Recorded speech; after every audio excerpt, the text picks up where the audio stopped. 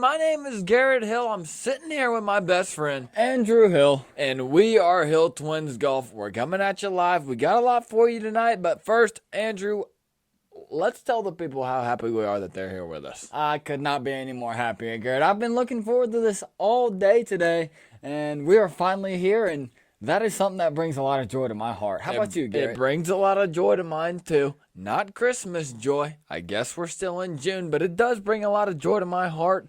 And the main reason why is because we love you all, okay? That's the main thing. Andrew and I are just out here doing something that we love, and whether you guys want to listen or not, well, if you do listen, it just makes us really, really happy, doesn't it, Andrew? It makes us incredibly happy, and if you don't listen, well, I'm sorry. We're going to do it anyway. And that's kind of your loss if you're asking me. Andrew, let's open up. How was your day today? I guess we're looking at about Tuesday right now. How's your week been thus far? It has been a week. A little bit of a busy weekend. We had my good friend Justin and Jen. Y'all's wedding was this weekend. Shout out to you guys. Was absolutely incredible. What a great time, wasn't it? You talk about an awesome time. Just tons of fellowship, tons of serotonin just being thrown all around that facility. And just happiness all around. It was really really what awesome. it was. It was a true celebration of love. Really it really awesome was. to see. A ton of love being thrown around the air. Again. Beautiful sunset coming down on the horizon on Saturday evening. It was really, really incredible. The old mountains of the, I guess the Appalachian, they looked pretty good behind that sunset, didn't they? They looked incredible. They did. So shout out to Justin and Jen. We are extremely happy for you guys. We are absolutely hoping that you're loving Jamaica, right? From what it seems like, it looks like they are. Those are some incredible pictures that I'm getting from Mr. Henson. I'm seeing some good pictures from Mr. Henson, too. Like you asked, I guess we'll swing it back to my day and my week so far. It has been a good week. It's been a long week thus far. However, we are we're trucking through. Shout out to you guys. You know who you are. And we're getting through it. We're going to keep providing you guys content. And there's nothing that makes me happier than that. There really is not. There sure isn't. I'm right there with you, Garrett. Right there in the same square. Andrew, I'll let you introduce this one, man, because this is a guy. So, first of all, what are we going to be covering tonight? We're going to be talking about the Memorial Tournament up there in Dublin, Ohio. A big one. Awesome tournament. It turned Absolutely out incredibly. Electric. It was really, really awesome. It was electric. Conditions playing incredibly firm on Sunday. We'll get into that. We're also going to be covering Game 2 of the NBA Finals. You want to talk about a resurgence from the Miami Heat? No kidding. Just when you thought they had lit themselves into the ground, they come back and they get hot like the Heat do, and they storm back for Game 2. But we're gonna keep talking about it. You're on a heater. You are on a heater, Andrew. I like what you did there. That was a good one, wasn't it? It sure was. We're also going to be talking about Game 1 of the NHL Finals. We sure are. I think the Vegas Golden Knights took that one. They did. You want to talk about some Knights that went marching into the stadium in the arena over there? The Vegas Knights looked very solid. Not in all three periods, but they came back when it mattered. They sure did. They sure did. They look very strong in Game 1. Look like they've been there, which in fact they have. But they have. In other sports news, we're also going to be, kind of taking a glance around the MLB standings tonight. You got to. You're looking at a guy, Mr. Ken Griffey Jr., behind Andrew's shoulder. I don't know why he leaned that far back. Nonetheless, there you can see Ken Griffey. Baseball standings. They're getting kind of interesting, aren't they? We're getting close to the All-Star break here. Very interested to see who's going to be on the AL and NL All-Star teams, but nonetheless, we're excited to cover it for y'all on Hill Twins Golf. Garrett, let's jump right into it, man. Who performed the best up there in Dublin, Ohio? Honestly, I don't even have to say his name, but you want to talk about a guy that I have just been rooting for all season long. As they say over there in Norway, Viktor Hovland, baby. You gotta love to see a guy named Viktor.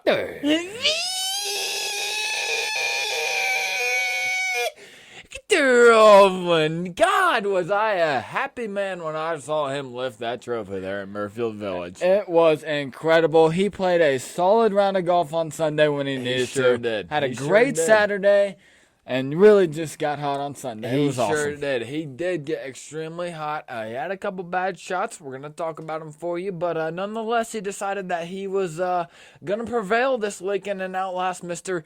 Denny. Not the restaurant, McCarthy. Denny McCarthy. He played pretty well. But listen, you can't walk away from this weekend without talking about the one and only Viktor Hovland. God, I love that guy. I've been rooting for him. That guy is also a burst of serotonin. I think he's always smiling. Looks like he needs to open his eyes a little bit more, apply a little bit less sunscreen, and other than that, Victor, you were doing awesome. So, not only did Viktor Hovland win the Memorial Tournament up there in Dublin this weekend, he caddied for one of his best friends today. Being Tuesday on a, what was it, a Corn Ferry Tour qualifying event? That was actually the final round of the U.S. Open qualifiers. That was a U.S. Open qualifier. For a guy like that, nonetheless, the tournament, the qualifier was held in Ohio. But for a guy like Viktor Hovland to win as much money, I guess we're talking about $3.6 million. That's a lump sum. That is a lump sum. That would be awesome for anybody named Victor. Yeah. Victor Hovland, that is. Yeah, the last name Hovland. You talk about a real selfless move from the guy to go down there and caddy for one of his college buddies at Oklahoma State, from Oklahoma State. No shout-outs, but shout out to the Cowboys. It looked great. Shout out to the Cowboys indeed. He was there for his teammate. Like Andrew said, guy that's Mr. Smiley. No shout-out to Kaufman. He smiles a lot. He really does. Victor is always cheesing. He looks like this for my YouTube watchers every single time. But Andrew brought up the sunscreen aspect. You want to talk about a guy that puts a little bit too much sunscreen on his face. SPF 150. No kidding. If it went that high, that is what is on Victor's face. Okay? I mean, he was lathered in sunscreen. He truly was. Caddying for his buddy. He looked like that Sammy Watkins jersey up behind Sammy you. Watkins jersey, indeed, he did look like. You want to talk about his performance, okay?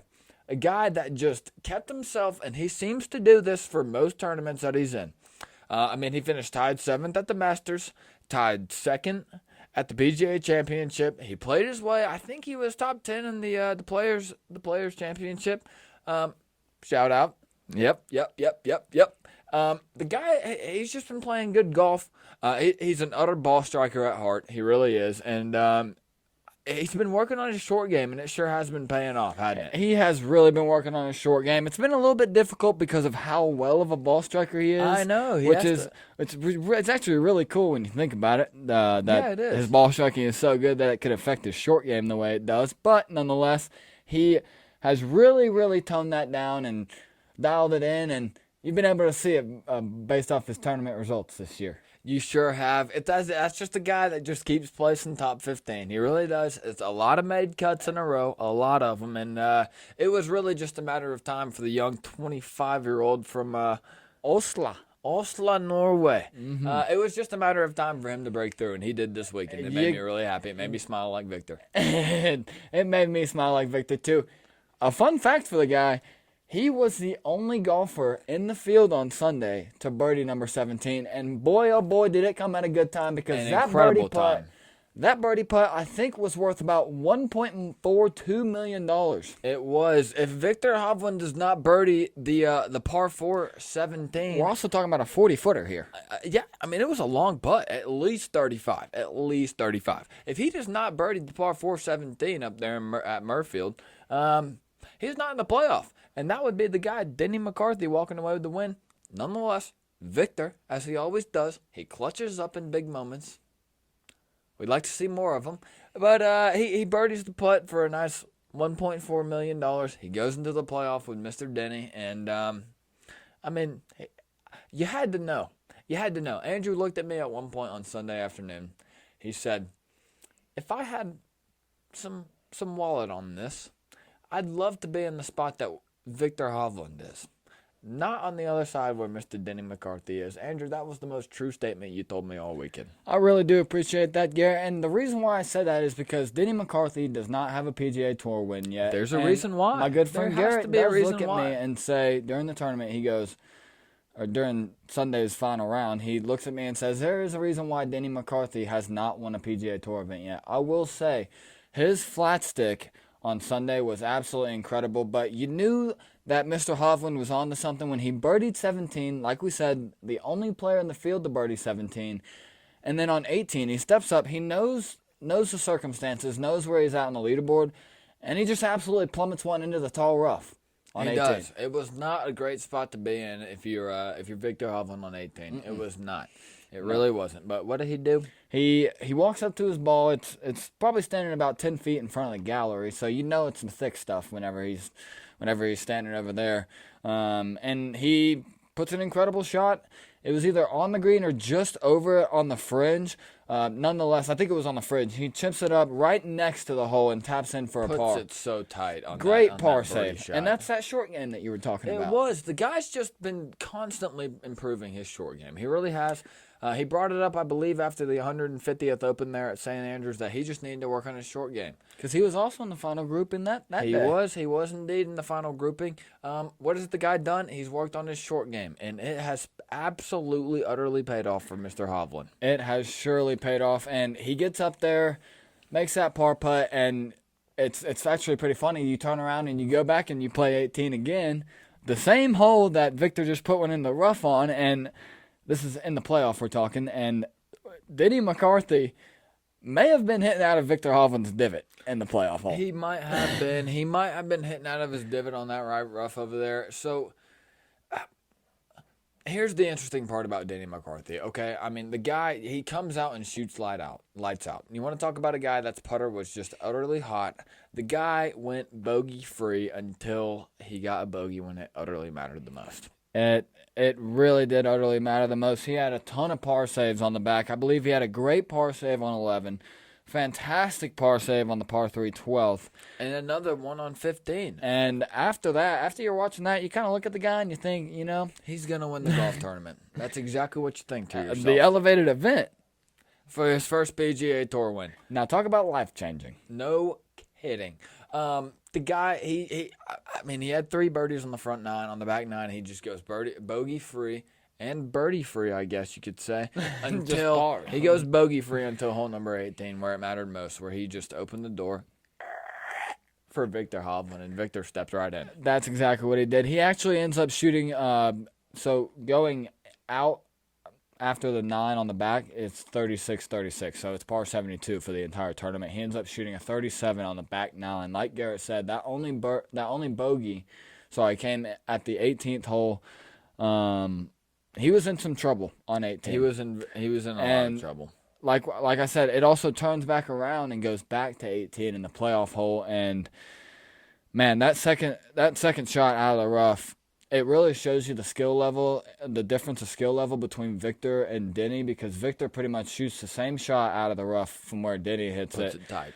And he kind of flew it a little bit, but definitely put it in a playable spot. I mean, he was up there on the green, but Denny McCarthy's in that same tall stuff, and you watch his second shot, and you're watching it fly, and I think you look at me and you go, it's not going to get there. It was so tough. It landed right at the top of the green on hole number 18, and that's a big slope we've got there negatively for Mr. Denny McCarthy. His ball lands on the top of the green, and it decides that it wants to roll 50 yards back, and that's exactly what it did. That thing looked like Emiliano Grillo's ball last weekend, rolling down in the water. In the creek. There in the creek. Yeah, it was rolling. It was rolling indeed. So Viktor Hovland, he just kind of comes out, like Andrew said, puts his ball in a weird spot on the playoff. Denny McCarthy was on the right side in the rough, right where Viktor was at 18 in regulation. They get through. Obviously, they make it to the playoff. Viktor hits an absolute dime. He hits a dime of a second shot. He's sitting on the green, and Denny McCarthy's short again on hole number 18.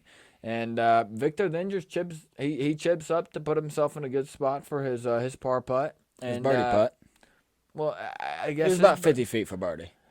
Well, that was the second shot coming in. So he had a birdie putt. He did. He had a nice little lag putt, and he put it close for a nice little tap in. And Denny McCarthy, he lips out.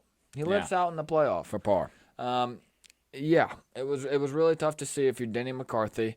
Not very tough to see if your name's Viktor Hovland. So he goes 71 in round one, and round two he goes 71 again, and then round three he shoots a nice solid 69, 3 bogeys on the day, 6 birdies on the day, and then in round four where it matters the most, he goes 5 birdies and then 3 bogeys.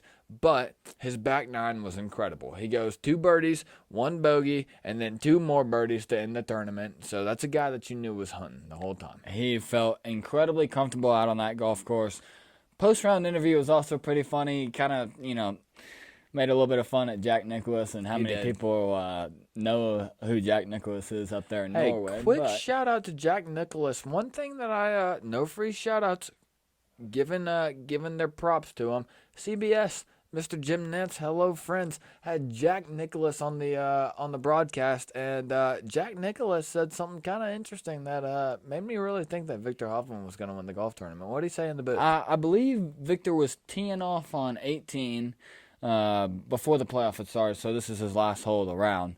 He's teeing off on 18, and Jack is up there with Jim Nance, and Jim is pretty much concluding their interview that they had, and Jack's got to get down there, obviously, to the 18th green since Jack is the host of this tournament. And one of the best things about this tournament is you get to shake the legend's hand.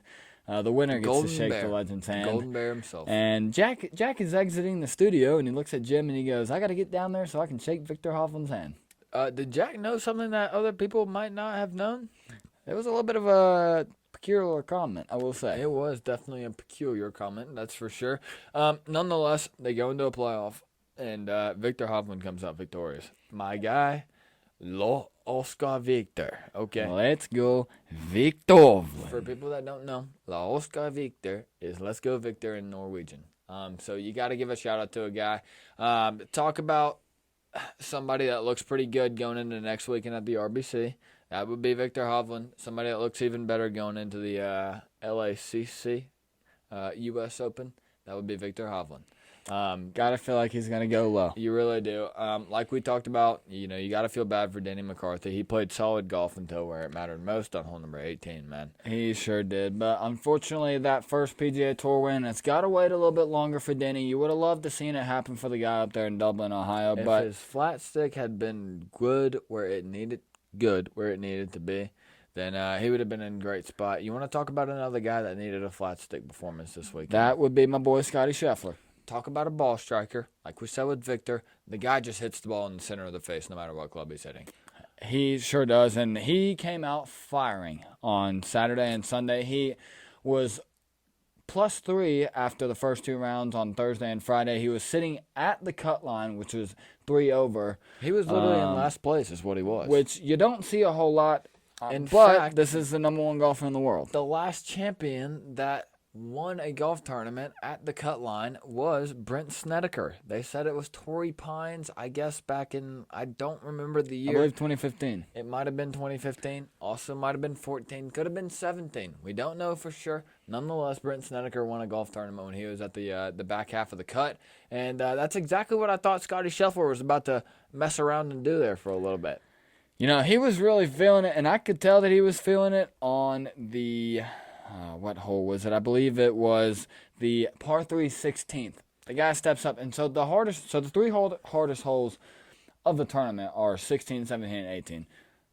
Literally some of the hardest golf holes on tour. I mean, they said that the par 3 16 was now considered the hardest par 3 on the PGA Tour. It's unbelievable. And Scotty he pulls out the best shot of his tournament. I thought he was about to make a hole-in-one 2 weeks in a row on a Sunday. I did too. That would have been crazy. That thing bounces like maybe 4 centimeters left, and that thing's in the bottom of the cup. No kidding. So on the par 3 16 this weekend, what does he do? It was incredible. I don't even think he hit it the way he wanted it to. Well, he didn't, because he hits his swing, he follows through on his backswing, and I think he's looking at the ball while it's in the air, and he's telling it to go, go, go. And it ends up going, and it hits like the front lip of the green on 16, and it takes a tremendous bounce. That right next to where the bunker was. It was right next to where the bunker was. Right next to the bunker. He could have got a terrible break there, but it takes an amazing bounce right on the fringe there, slows it down a little bit, and it rolls out to about 4 inches. I mean, it was an absolutely And you want to talk about a incredible tap-in. shot. That was the best shot on the par 3 16 all tournament without a single lick of a doubt. It sure was. Scotty walks into the clubhouse after bogeying 17, the par 4, which is kind of tough to see. And That bunker shot. I know. It really got to him. Scotty really could have put himself in a lot better chance if... I mean, he would have been in the playoff had he not hit in the bunker on 17. He would have been in the playoff. I mean, the guy was 70% greens in regulation off of the tee box, but his putting absolutely lost him this tournament, unfortunately. It was horrendous, and he did have 11 bogeys on the weekend, 17 birdies, which is why you see that score at 6 under, I'm sorry. About a 60% driving accuracy on the weekend for Scotty. At 300 and almost 9 yards. The guy's hitting the golf ball well. He's striking it. He really is. All you got to do is maybe hope that Scotty gets a new Scotty. Isn't that right? Because his flat stick Scotty hadn't been treating him the best thus far recently. I told Garrett I think he just needs to switch to a mallet. I actually heard somewhere that he was considering it. He did have a mallet putter in his bag. He considered changing it, and it would not shock me if Scotty Scheffler shows up to L.A. and he's got a mallet putter in his bag. In my opinion, the mallet weight transfer on your downswing is just a lot more. You can feel it a lot more, so it's a lot more present than what it is on a blade. Well, maybe I like my blade. Andrew likes his mallet. We got our opposing differences. Shocking for twins, maybe. But listen, what's also shocking is how bad David Lipsky played on Sunday. That guy played terrible. Par 72, the guy comes out on Sunday for a big elevated event win. He was in the share of the lead, I believe. I believe he shared the lead going into Sunday with Mr. Rory McIlroy and Siwoo Kim. And all three of those guys shot pretty poorly. In fact, you want to talk about some guys that shot themselves out of the round. I think you got to look no further than Mr. David Lipsky. Yeah. David Lipsky, he opens the round with a bogey. So you hope for any of you guys, like what Garrett said, had a little bit of wallet on the guy, which in my opinion was probably not your best decision. But no, it wasn't. Ends up coming out, he bogeys 1. Kind of gets his feet a little bit back under him on 2 and 3, going par. Bogeys the par 3 4th. And after that, it was kind of Slim Grim Reaper. It was Slim Grim Reaper. The guy ends up with 7 bogeys on the round. That's never good. That can never, ever, ever be good for a round on Sunday. He goes 5 birdies. He ends up walking into the clubhouse after 18, and he posts a 77. That is 5 over, my friends, at Murfield Village there in Dublin. Jack's place. He should have been playing at the local muni up there. He might still not have won the local muni tournament if he had played on Sunday at the local muni. Nonetheless, that was a guy that shot himself out of the golf tournament. You gotta hate to see a guy like that. After playing pretty solid golf for the weekend, shoot himself out of the tournament. Another guy who played incredible golf this weekend. Especially not this Friday. weekend. Friday's the weekend. Friday's the weekend. For all those who consider Friday's weekend, Friday's definitely the weekend. Hideki Matsuyama had an incredible Friday round. An unbelievable Friday round. You talk about a guy who is just throwing darts all day. You talk about green on the scorecard, a lot of circles on the scorecard. That's Hideki Matsuyama. That is Hideki, opposite of Mr. David Lipsky on Sunday. Hideki on Friday decides to throw up 7 birdies, and he pars the rest of the holes. He walks to the clubhouse posting a 65. The guy is in the lead going into Saturday. And, Saturday was pretty tough for the guy, wasn't it? It sure was. It really was. He opens his round birdie, goes par Gotta the be rest of the feeling way good. until 8 and 9 on the front. Ends up shooting a 36 on the front 9. And those 2 bogeys on 8 and 9, I think, stayed with him for the rest of the weekend. They definitely stuck with him. He goes bogey 10, birdie 11, and then he goes a nice solid triple bogey on the par 3 12. Then he goes bogey on 13, birdie, 14, 15. Bogey 16, par, 17, and 18. The guy did not put himself in a great position to actually be contending on the leaderboard on Sunday. He didn't, but the birdies on 14 and 15 definitely helped out a little bit there. Kind of gives him a little bit more confidence heading into the Sunday round, Which, and I'm not going to lie, Hideki was a guy that I was looking at who could really, I mean, he's won at Murfield Village before. He has won there before, and he was just kind of a guy that he picked up his steam on Friday, and he just couldn't find that momentum. He couldn't find the tune, like Indiana Jones rolling with the ball through the momentum. The Covenant. The Covenant. That's what they called it. The thing that Indiana Jones was looking for, it was the Covenant. It was the Covenant. He had the tune ball rolling at him, and that's about what Hideki Matsuyama He got was rolled dealing over with on Sunday. He did get rolled over, starting the round off with 1 and 2, bogey, par 3, birdie 4, and bogey 5, par 6 and 7, birdie 8, par 9. 37 into the clubhouse on his front 9 on Sunday. 1 over. That's 1 over. Which is really not that bad. Into the back 9, he goes par on the par 4 10th, birdie on the par 5 11th. Which was a really gettable hole throughout the weekend. Goes into the par 3 12th and shoots up a bogey, which that is also an incredibly difficult par 3, right next to some water. 13 and 14. Aggressive tee shot on the 12th there. It was aggressive. 13 and 14. He goes double. You want to talk about particular moments in a golf tournament that'll shoot yourself right out of the golf tournament, and that's what Hideki had on 13 and 14. Nonetheless, that's about all we got to say about him. On 15, he goes birdie, and then the rest of the holes, 16, 17, and 18, the hardest holes in the golf course, he goes par. Walks into the clubhouse out of the back 9, shooting 39. He ends up at 4 over on the day. That's a guy that shot himself out of the golf tournament. Yeah. Some other guys that were actually, they're big names. They're big names. We're talking winners here. Recent winners.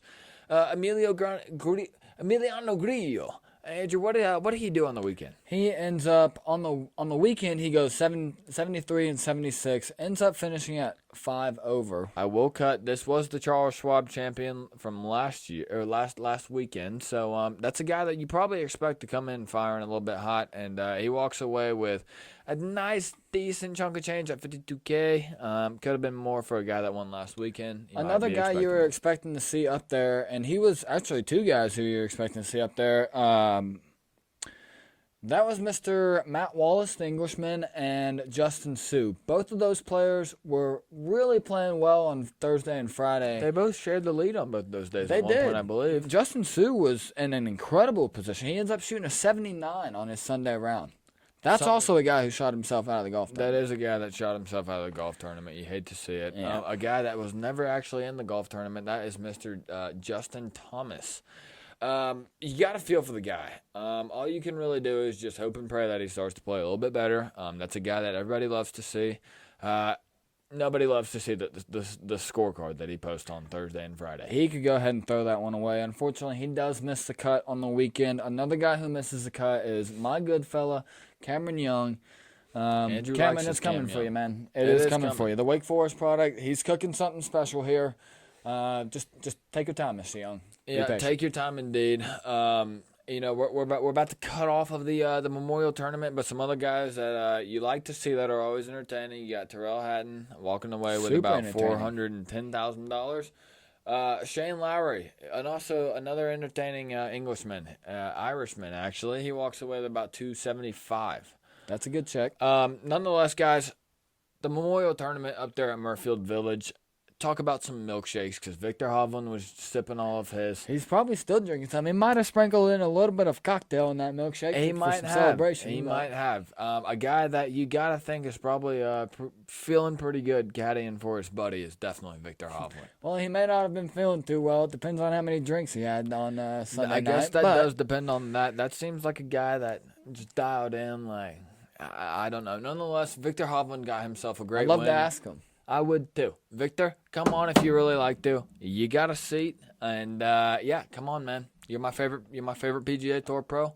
I believed in you all season long, and even past that. And I believe that that's going to be a guy that's picking up some steam going into the not only the RBC but the U.S. Open over there in LA. So I think he's going to take a lot of confidence with him into those next 2 tournaments. I think one tournament to really look out for him in is the Open. Across seas. I think his experience last year at the Open, at the 150th Open at St. Andrews, playing in that final round with Rory, had a ton of eyes on him. I think he's going to use that to advantage. like I said, I don't know if he's going to get that second win on U.S. soil at the U.S. Open, but Still hunting for his first major. he is hunting for his first major, and I think that's going to come at the Open. He would be the first Norwegian At to Royal do Liverpool. it. Royal Liverpool, indeed. He'd be the first Norwegian to ever win a major. And it'd be pretty cool to see him do it either at LA Country Club or over there at Royal Liverpool. It sure would be. I think he does win. This is a hot take, potentially. Not so hot, actually, now after he's won. But I think he does get one of those two tournaments. I think he does, too, for sure. Another interesting thing to look out for this weekend is we've got our good buddy Michael Block playing in the RBC Heritage You Tournament. gotta love to see the Block Party back in action up there in Canada for the RBC tournament over there in Oakdale Golf and Country Club. We're going to get out a preview for you guys this weekend. I believe that's coming out on Thursday or Friday morning. Nonetheless, we're going to cover it all. Who's your winner for the RBC this weekend? I'll be honest. I know Rory's going to be up there. It's not Is he going to bounce back from his little collapse? I don't know. Yeah, 75 on Sunday at the Memorial Tournament's not the best. But I do think Rory being in a golf tournament like that, it's gotta put him up there pretty, feeling pretty confident about it. Another guy, a youngin that was gonna be playing his first PGA Tour event, and that is Ludvig Edberg. The Texas Tech Guns Up product. He's gonna be making his PGA Tour debut this weekend. Talk about a guy that can hit the ball. Yeah, so is he your winner at the RBC? No, he's not my winner. It's just going to be pretty cool to see him up there playing again. Hey, I think you're onto something there. It's going to be really awesome seeing him play. I think another guy who can have a lot of success this weekend is probably my boy Sam Burns. He would have liked to see himself win at the Charles Schwab and repeat. That did not happen for him. He's been playing some incredible golf, had a great weekend this past weekend at the Memorial, and I think that is a guy to watch out for. That is a guy to watch out for. I'll be honest with you guys. I'm not going to throw my picks until a little bit later in the week. Another guy you got to watch out for, though, is Sam Bennett. He played last weekend at the Memorial Tournament. He did not play the best. He actually tied for 63rd. And took home about somewhere around $40K. But for a guy that's making his first PGA Tour start, $40K is not too bad, is it? You got to be pretty happy for the guy. You do have to be happy for the guy. Another guy to look out for, Jason Duffner for sure. Matt Fitzpatrick, he's going to be in there as well. Tommy Fleetwood. We're going to get to all these guys. We really are. We're going to have a preview coming out for you guys, and we can't wait for you guys to see it. One thing that we're sitting on here, I guess a little hot. That's the NBA Finals. That would be the Miami Heat hot against the Denver Nuggets up there in Colorado. They looked good. That was Denver's first loss at home since, I believe, the end of March. So they haven't lost in Denver for about 2 months now. That all changed last night. You got Jimmy Butler who comes out there and puts up 21. You got Bam Adebayo who puts up 21. And the sleeper on the night, who's that, Garrett? You got to say that's Mr. Gabe Vincent, a guy that walks into the arena and he decides to put up 23. He goes 3 assists. You always love to see the guy go 3 assists. He shoots 4 for 6 from the 3-point line. I would have loved to see him have 4 assists. Yeah, you would. But for 32 minutes, that guy did a lot of work. Gabe Vincent did. He was a Swiss Army knife. He was a Swiss Army knife. It was awesome to see. It was awesome to see. A guy that has not been so Swissy, you could say, is Mr. Caleb Martin. He played 21 minutes last night, had 3 points for the Miami Heat. A guy that we said got robbed of the Eastern Conference Finals MVP. I think I might have to backtrack on that one. I think the Eastern Conference MVP was rightfully devoted to Mr. Jimmy Butler. Everyone who had the Caleb Martin got robbed takes, you can take those right back to the bank and give that money back to where it belonged, because that is a bad take. Unfortunately, the guy is a great basketball player, but he really needs to feel himself out, get comfortable in this series. He sure does. You got a guy that needs to get comfortable, and he needs to get comfortable fast. That's Mr. Kevin Love. He started last night. I believe Miami was trying to come out with a different defensive personnel. I think that actually helped him out. I think it helped him out a lot. He goes 10 rebounds. Anybody that gets 10 rebounds for the squad that's a pretty good night. He's getting active. He is getting active. He goes 2 steals, 6 points to end the night. Nonetheless, Kevin Love, he made quite the impact. Kevin Love being in the starting lineup, I think frees up Jimmy Butler being able to guard Jamal Murray. I do agree with that. And that changed a ton on the game because Jokic, although he still has an incredible night shooting, it turned him into him having to be more of an aggressive basketball player, and he's more of a guy who takes the shots if they're there. But he is a teammate-oriented guy first. Looks more at the floor. He looks more at the floor, trying to find a guy to dish it to. He goes 42 minutes, 41 points. If you ask me, that's a pretty good night for the guy. When it comes to points, what's not good for the guy, that is the sole 4 assists that the guy had. And the Denver Nuggets, like I said, they rely solely on Nikola Jokic to get their team running. And usually if Denver is playing well, Jokic is going to have about 11 assists, maybe 10 or 11 assists. He's a court reader. He is. That's why he averages a triple-double just about every night that he steps onto the basketball floor. Nonetheless, it wasn't the case last night, and I think that was because Jimmy Butler was locking up Jamal Murray. It forced Jokic to be, more of a look for points kind of player rather than a look for teammates and then look for points kind of player, and that really switches up what the Denver Nuggets are trying to do. It really does. It was one of those things where you kind of felt like Miami just thought to themselves, if we can just contain Jamal Murray, Nikola's going to do what he does. He really is. Like we said, he walks away with 41 points, but the main stat here is that Jamal Murray only walks away with 18 points. If they can contain him, I think they're going to have a pretty good series. 3 for 8 on threes as well. Exactly. Like you said, Andrew, Jimmy Butler was locking him up. He looked pretty good on Mr. Jamal Murray. A guy who did show up for most of the night last night was Bruce Brown. I mean, off the bench. Shout out Lana. Shout out Lana. You're not asking for a whole lot out of Bruce Brown. If he can get you about 10 points, maybe sprinkle in a couple three-pointers, which he only had 1 last night, but like I said, that's a good place to be if you're the Denver Nuggets. It is a good place to be, knowing that you can rely on a guy like that, Bruce Brown, off the bench, especially when he's going to come out and get 5 rebounds. A guy who certainly could have played better. That's Kentavious Caldwell-Pope. He ends up fouling out, finishes with 6 points. Another guy is Michael Porter Jr. He needs to get his head into it, and Michael Porter's the kind of guy that he's streaky when he heats up, and when he heats up, it's some beautiful basketball to watch. He looks great. If he's not playing well, unfortunately, the Missouri product struggles a little bit. He does struggle a little bit. He does indeed. You got to hope that that's a guy that can turn around and put some solid numbers on the box score for the Denver Nuggets in Game 3, especially for all those Nuggets bettors. Absolutely. I think it happens to be in Miami. Isn't Game 3 in Miami? This series is heading back to South Beach. It sure is. Andrew, when are we playing that game? I believe that's tomorrow, Wednesday night. I believe it is that's tomorrow. That's not tomorrow. That is tomorrow. That is tomorrow. Wednesday is tomorrow, Andrew. You got your days correct. Sorry about that. They've been a little cloudy. Like I said, wedding this weekend. Yep. Getting back to 100%. Yep. Shout out Jen and Justin. But yeah, game tomorrow. Back in Miami, what are we thinking? What are we thinking that's going to happen there in Game 3? I think that's going to be a pretty hellacious crowd down there in Miami. I think they're going to be rowdy. They're going to be extremely rowdy. Let's go Heat. I am pulling for the Miami Heat. It's going to be a whiteout. Gives you shades of those 2011, 2012 Miami Heat teams back when you had the big 3 and Ray Shout Allen. out to Chris Bosh. A lot of that doesn't happen if you don't get that rebound, my friend. I agree. Yep, I agree. So who are you taking? I'll be honest with you. It's going to be hard to beat Miami down there in South Beach. It really is. Miami's a really good home team. They don't lose a whole lot at home, especially in the playoffs, these playoffs in particular. But I think they lose tomorrow night. I think Denver snags one just the same way that Miami did back in Denver last night.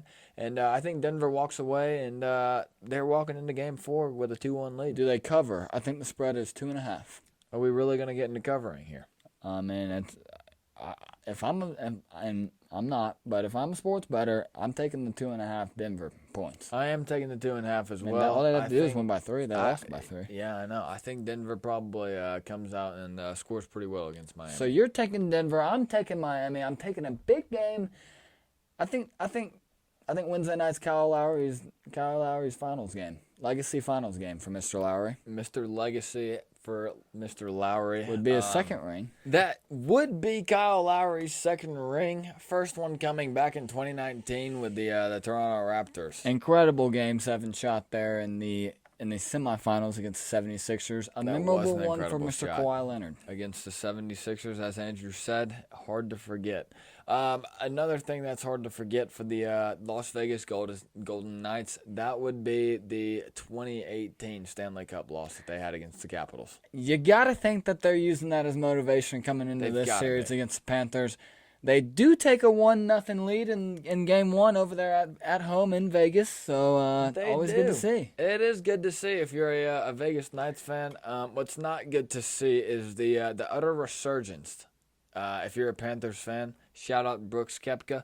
I know you love your P's, but the third period resurgence for the Vegas Golden Knights is not something you like to see. It's definitely not. You got Mr. Zach Whitecloud scoring a goal. You got Mark Stone scoring an unassisted goal with 13 minutes left. And then just to put more salt into the wound, you got Mr. Riley Smith scoring an empty netter with a couple minutes left. Pretty tough to see. At least the P's are sending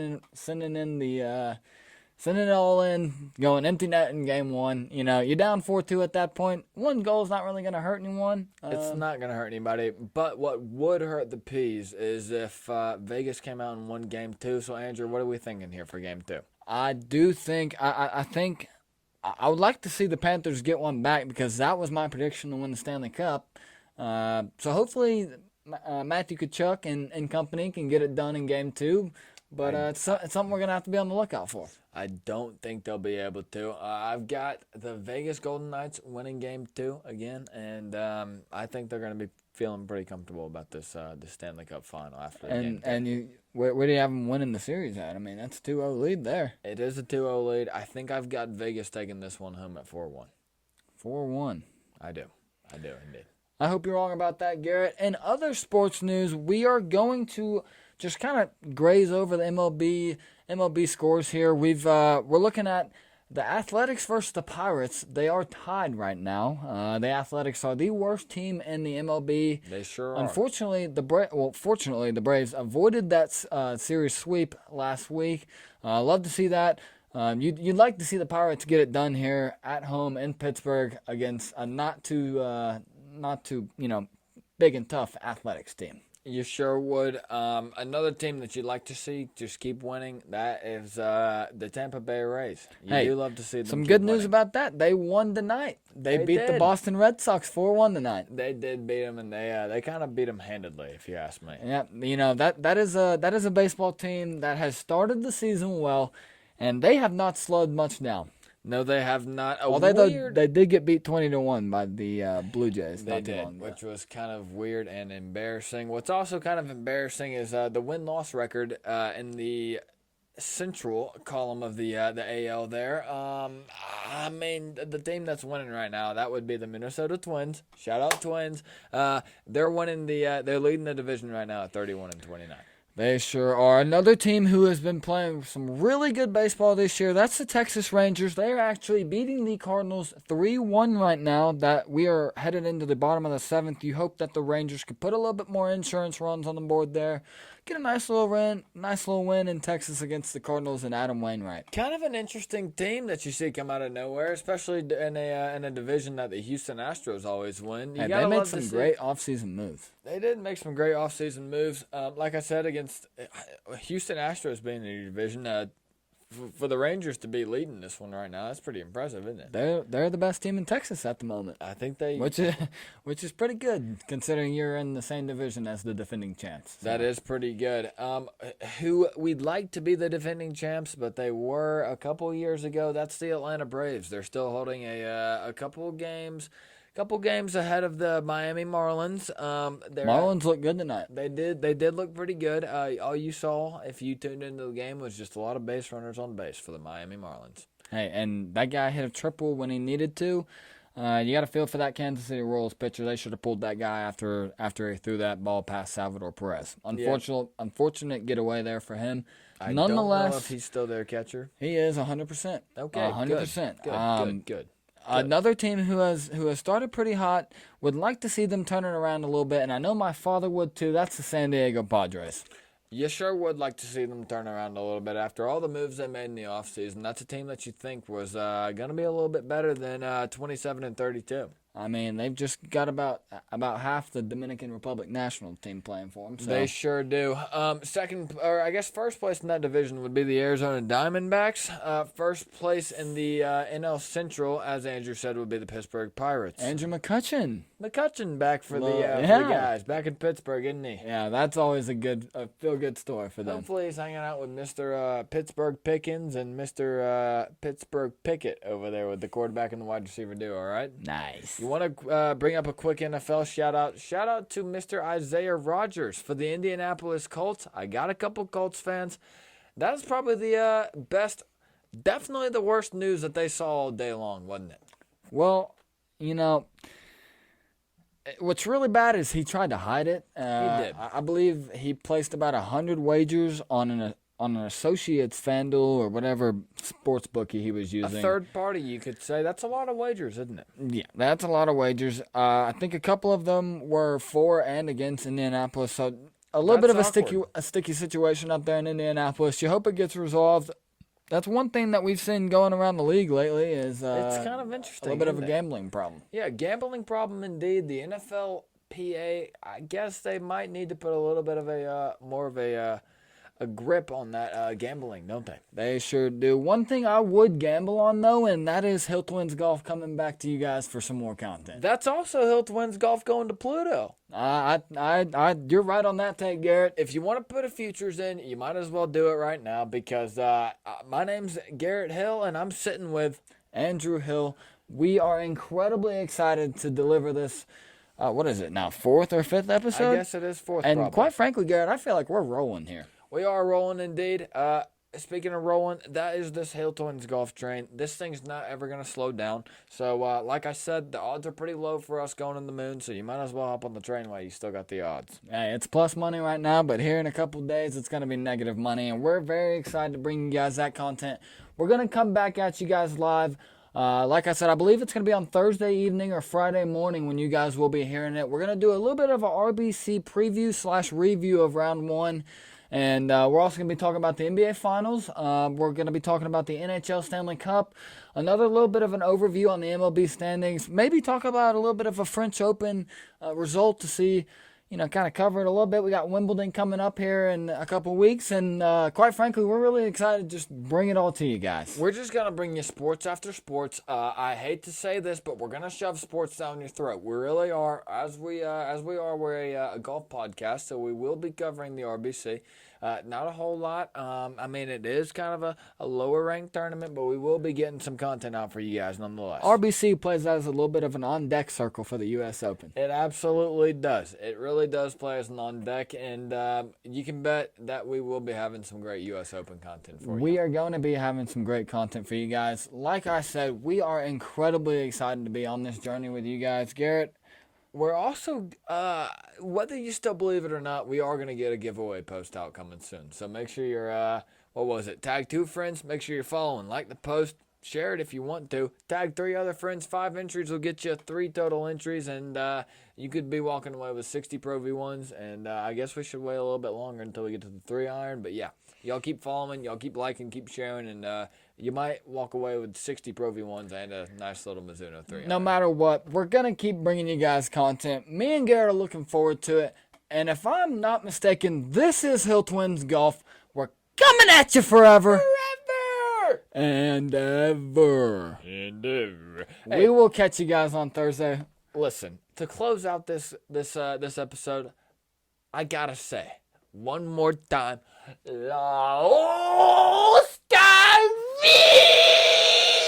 Hovland. Gotta love that guy. Shout out Viktor Hovland, baby. I'm looking forward to you having some more good golf tournaments here in your future. We're looking forward to bringing you guys some more fantastic content. And covering Viktor Hovland's great golf tournaments. That's a fact. And like I said, this is Hill Twins Golf. We're going to catch you guys on Thursday evening. You'll probably hear it on Friday morning, but nonetheless, we are loving what we're doing over here, and I hope you guys are too. We absolutely do.